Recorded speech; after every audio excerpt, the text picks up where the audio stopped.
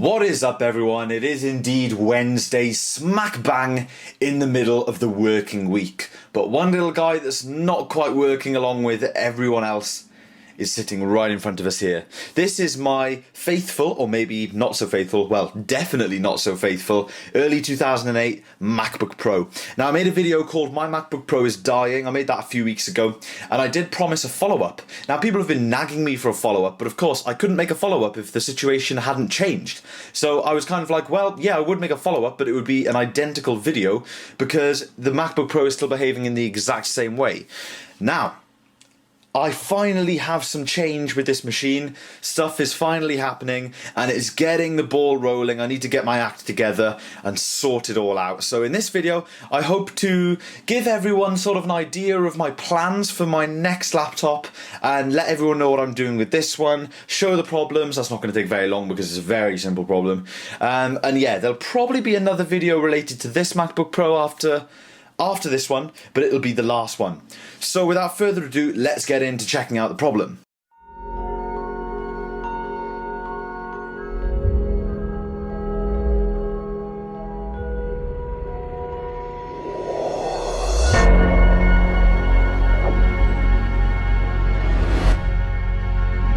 So as you guys can see, my machine is indeed plugged in via the MagSafe connection here, and if I unplug it, plug it back in, wait for it, boom, it goes green as if to say, yeah, I'm fully charged, that's cool, nice one. But if we flip it over, hang on a second guys, my video light has a dodgy connection, real pro skills here. If I flip that computer over and I press the power button on the now even more bulged battery, I just get a dismal single LED. Let's see if you can see that. Zoom in, it's at the top of your frame. Yeah, there you go. An absolutely dismal attempt of giving me a battery read. So yeah, this battery is bulging like hell. If you guys take a look at it. Now, you guys will be shouting at me because you told me to stop using it as soon as I saw a little bit of a bulge. It's so hard to show in photos and video, which is annoying because I've got to show the eBay seller that it's bulging. But it isn't, if you just feel it, it's pretty much round. The top surface is round, and you can tell it's bulging because it's scratched to hell because it is indeed the lowest surface on this MacBook Pro right now. So, you know, that's interesting. It's not flat, it's scratching. So yeah, that's the battery. Now, interestingly enough, guys, of course, it's got no battery, okay? So when you open up the machine, let's open her up, and let's move you guys up a little bit so you can see what's going on. And if I press the power button, we get absolutely nothing. Dead. Completely dead. Like, really dead. So, you know, I've reset everything you can think of, you know, the SMC or whatever it is that you reset, the PMU, when you unplug that, take out the battery, hold down the power button, all this stuff. I believe that's what you're resetting anyway, the power management unit, because it's a power-related problem. But yeah, if we take out the battery, these machines are meant to run without the battery. Here we go. Battery's out. At a limited processor speed, because the charger cannot provide enough power without the battery to run the processor at full speed, I believe. Anyway, that's what I've heard. So, power on. Laptop does not boot up. Genuinely, guys, the laptop just will not boot. So, as you guys can probably tell, there is nothing I can do to get this machine to boot up. So, a little bit of a talking segment here now, guys. What am I going to do? Well, plan number one is to get a replacement battery from the eBay seller, a replacement crappy third-party battery. That way, I can put the battery in, do a really quick time machine backup. I've recently done one, so I'm not going to lose any data. Whatever happens, I'm not going to lose any important data. So I want to put the battery in that I get sent. I want to do a quick time machine backup, a complete backup of the entire system, and then I would like to fully erase the hard drive. So once the hard drive is fully erased, I can safely sell this machine. Now, when I sell this machine, I'm not going to con anybody. I'm not like that. I'm going to say exactly what's wrong with it. You know, I'll rip the stickers off and I'll describe everything that's wrong with it. I'll say it's got a third-party battery in it. Can't guarantee how long it's going to last. I'll say it's shown signs of GPU failure. Can't say how long the machine's going to last before the GPU fails, and also it's showing signs of, you know, increasingly bad LCD connection, so can't say how long the LCD connector's going to last. So all these different issues with the machine and the fact that it behaves a little bit weird anyway, the third party battery really didn't help, but nevertheless I am ready to move on. So if anyone wants this machine, please let me know. I'll make another video about it before I sell it. Like I said, there'll be another video just, you know, letting everyone know that I am selling it and whatnot. But yeah, it's a 2.4 gigahertz early 2008 MacBook Pro, Intel Core 2 Duo, of course, 15 inch, well 15.4 inch if you want to be specific. It's got an LED backlit display. That's not something that many people know about these. It's got a super drive. All the ports in the world that you could want. It's got 4 gigs of RAM, 250 gig hard drive, maybe 200 gig, can't remember. Built-in eyesight camera, all the blah blah blah, various things. It'll come with Mavericks, blah blah, whatever. Doesn't really make a difference because the machine is pretty old and it's pretty much failing. But if anyone wants it for whatever reason, then let me know. I did have a buyer lined up on Twitter, but unfortunately, financially, he can't quite go through with it at the moment, which I completely understand. I'm in a very similar position with upgrading my laptop. So, yeah, it's extremely understandable. But the only thing that could go wrong with this, guys, is if the third-party eBay seller refuses to send me another battery, I'm going to have to pay out for another battery, because either way I need to erase this hard drive, so I need to power up the machine. If the machine does not power up with another battery, then of course I will have to take it apart, put the hard drive in a different machine, erase it, put the hard drive back in, and leave it go from there. I will definitely not be selling this without a hard drive, but I really don't want to take it apart either. So that's pretty much all of the boring talking out of the way. The most exciting part of this video is letting you guys know my plans for what's going to replace this. Now, for that, we're going to change angle for a little bit of variety so that I can talk about my options. Now, of course, there are various options available to me moving on to buying a new laptop. If that made any sense, I hope it did. Basically, what I mean is I've got a decision to make. What kind of MacBook do I buy from here on in? I've got to decide between a few different models. Do I buy a regular MacBook? Do I buy a MacBook Pro or a MacBook Air? Now, I'm pretty much settled on a MacBook Pro for a couple of different reasons. You know, MacBooks are as old as this. Pretty much, you can discard MacBooks straight away. Also, you can disregard the MacBook Air because, quite frankly, no, I don't fancy it. It's a lovely machine, don't get me wrong, but it's due an update, and you know they're all pretty getting on a bit in age now. So no, I'm not feeling the MacBook Air. So that leaves me with MacBook Pro options available. So I could either get another one of these, pre-unibody MacBook Pro. I'm never ever going to do that ever again. As much as I absolutely adore this case design and the gorgeous keyboard, I am never ever going to buy one of these again. Even one with a different GPU, because they're just old, and that's that. Times have moved on. So that brings me to my next decision. Do I go for a, let's say I want to go for a 15-inch screen. Do I go for something like a 2008 or 2009 unibody? Because believe it or not, the 2008 unibody is now classed as vintage, just like this one. So, how long is it going to be before the 09 and the 2010 models are going to be going the same way? So I was looking at sort of 2010 and above 15-inch MacBook Pros.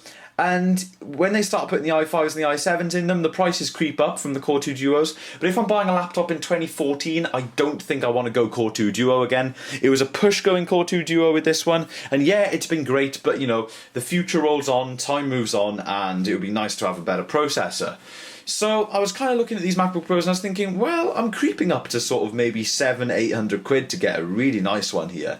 And, I was just in the same boat again, buying off an eBay seller, second-hand, no warranty, that kind of deal. And I thought to myself, what is a laptop? What do I need from a laptop?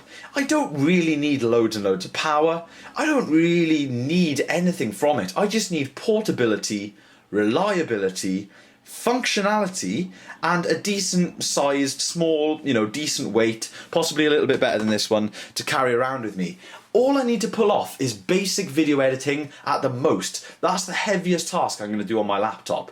So I don't really need the power of these big 15-inch laptops, that are coming with quad i7s and that. It's just ridiculous. So it got me thinking, if I need reliability, and I want a nice future-proof computer, and I want warranty, if I want all of that in one package, there is one magical place to turn, somewhere where I have never, ever shopped. And that's pretty surprising. But let me explain. Sorry about the camera work, guys, but here we are, in the Apple online store. Now at the moment, you are staring at the baseline MacBook Pro Retina 15-inch. This beast costs £1,599. So, in theory, well, pretty much fact of the matter is, you cannot get a 15-inch brand new laptop from Apple for any lower than that price. Now let's just say I took a gamble, I borrowed some money and I bought this computer. By the way guys, one thing I forgot to say was I was indeed in debt for my other MacBook Pro, but within the next couple of days I'll be giving the last payment out to that and I will no longer be in debt for it. So at least I got pretty much free of the debt before it broke. Anyway, to what I was saying. If I splashed out this money for this 15-inch laptop, which is the screen size that I thought I wanted, and you know, brand new, reliable, I'd get AppleCare warranty, blah blah blah, it would nearly be £2,000 once I got AppleCare and a super drive and some adapters that I wanted and stuff. So, let's take a look here. 2.2 GHz quad-core Intel Core i7. The damn thing comes with only 1/4 TB of storage, and I believe it comes with 16 gigs of RAM. Now, this thing is more powerful than my Mac Pro, pretty much by a long shot. It's got to the stage now where, yeah, the Mac Pro is a fabulous machine and I'm in nowhere near any kind of time to upgrade it. I love it, it does everything for me. But what's the point? If my Mac Pro does everything, all of my intensive video editing and, you know, all the work that I do with DVDs and stuff like that, if the Mac Pro does all that, what's the point in having a laptop in my bag that I use for Microsoft Word and the odd video project? What's the point in having a laptop in my bag that is maybe twice the speed, or not twice the speed, but definitely quicker than my Mac Pro? There really isn't a point. So buying one of these would be stupid. If I bought one of these to justify the price, then I'd have to sell the Mac Pro and use it as my main computer on my main setup. Now, I don't know if you guys know me very well, but I love desktops. End of conversation. I will not be using a laptop for my main machine. No thank you. So, that brings me on to the cheaper option MacBook Pros. Let's change tab here. Now, here we have a price that sounds a lot more appealing. But all we have done is stepped down to a 13-inch screen, pretty much. You know, we're getting, I think we're getting less RAM and less flash space, but, and obviously slower processor. This is an i5, but whatever, all that aside, we have pretty much just stepped down to a 13-inch screen. Now I thought to myself, I've got really bad eyesight. I've been using a 17-inch screen since I started college. Then I downgraded to a 15-inch screen and that's been okay. I'm pretty nervous about a 13. I really don't want to buy into the 13-inch market. But then I remembered, back in the day, my first ever Mac was a 13-inch 2007 white MacBook. Back in 2007. And thanks to that machine, I managed to start this channel that you're watching here, and all of the videos were edited on that until I got my G5, which was the good first year, maybe year and a half of this channel. So I managed incredibly well on that 13-inch screen, and it was my main machine. So I think 13, I could be okay with it. Plus it's got a better resolution, and of course the trackpads are nicer with the gestures and stuff now, so zooming in is much easier. So I'm looking at this laptop, and I am getting a, let's have a look, 2.6 GHz dual-core Intel i5, and I'm getting 8 gigs of RAM, and I'm getting 128 gigs of space. Now, of course, it's a very powerful computer, much more powerful than my existing MacBook Pro. No dedicated graphics, by the way, but whatever. I wouldn't be surprised if Intel Iris graphics is better than the dedicated in my MacBook Pro, because, you know, the dedicated chip in my MacBook Pro is actually 7 years old now. So anyway, if I was to buy this machine, it would be small, reliable, cheaper than the 15-inch, even though it's still £1,000. I'd be able to get warranty on it, so I could get it fixed whenever I wanted. You know, I'd get AppleCare, even though it bumps up the price a bit. And of course, I'm getting a brand new Mac. Now, I'd probably try and keep this laptop for about 6, maybe 8 years. So this is an investment that I'm talking about here. Now, this is my main machine. This does everything for me. This does my video, this does everything, and I love it.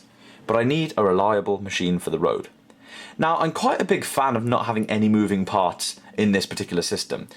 I wanted to put an SSD in my MacBook Pro, which I was going to do, but then I started facing problems with it.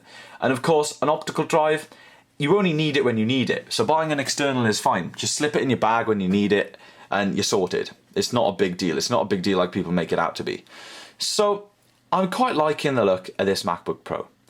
I need a decent bit of power because sometimes I'd like to import Firewire, plug into a mixer, record a live show, 16-track live recording, stuff like that. This could handle it, no issues, as long as I buy the damn Firewire adapter. Now that's the kind of thing that's going to bump up my price. I'm looking at getting, you know, an Apple SuperDrive, along with Apple, where is it? Apple Care, which is 200 odd quid, and then a load of these adapters. So Thunderbolt to Firewire, Thunderbolt to DVI or whatever I want for my display connector. But anyway, the price will creep up. So without any adapters, it's 1,263 with an external optical drive and Apple Care.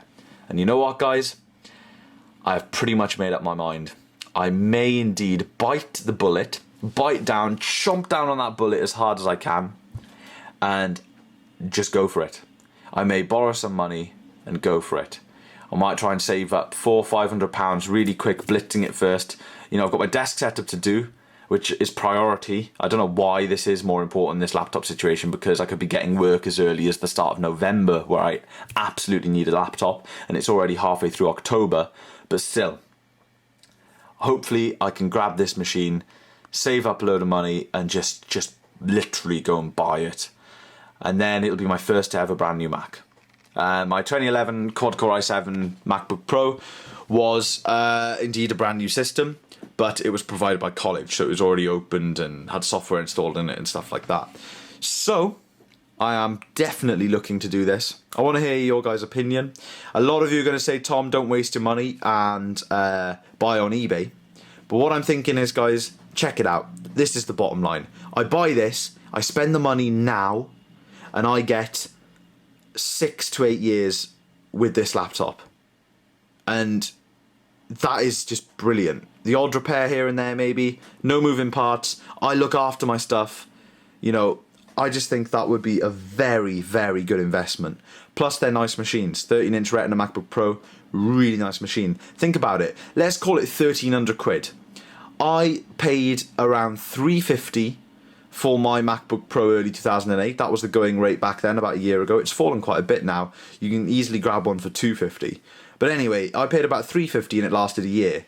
Think about that, you know, doing that 4 times.